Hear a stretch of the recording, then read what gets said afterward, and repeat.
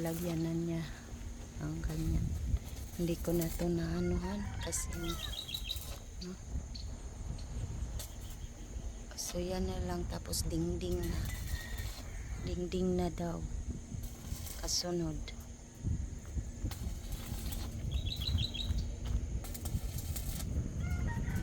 Good morning, continuation na naman. Nagkaroon siya ng time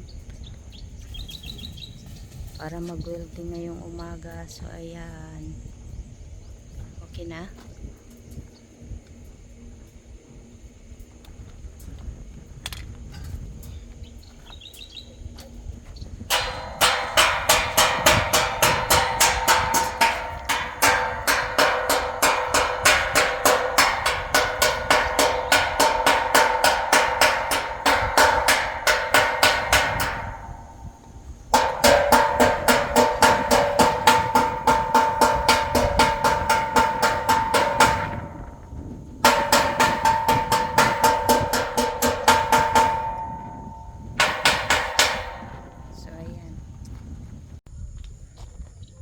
So ayan na guys,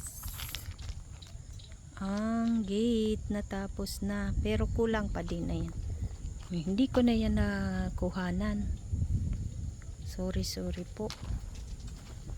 Yan, napinturahan na din niya ito. Yan, busy siya lagi. Hindi ako nakakatulong kasi yung pakiramdam ko hindi okay. Yan. Yan na. May sarili ng ano. Pero pantay pa rin dun, di ba? Pantay pa rin sa dati. Oo. Tapos ayan. Mas mataas ang konti. Ayan.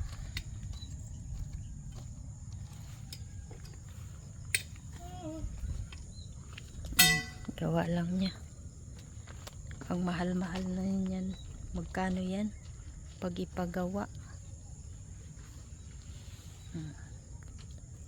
So ayan guys, thank you. Good morning, shout out po. So ayan na yon guys, ang gate na kanyang ginawa. Natapos din December 17. Ayan guys, ayan. Kita nyo na. Yan ang dahilan kung bakit siya nahulog. Yan, yung poste na yan.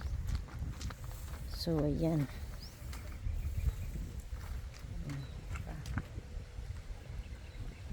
Galing-galing. Dito daw guys ay gwardiya. Ayan, ang gwardiya dyan. Dito. Ito yan, oh. Kakaiba, di ba?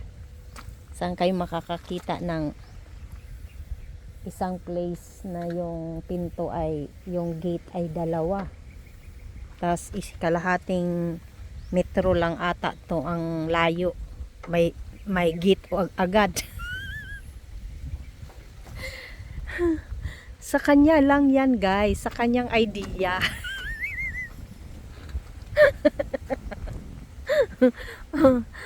Sa kanyang idea lang yan, kaya wag kayong luloko-loko.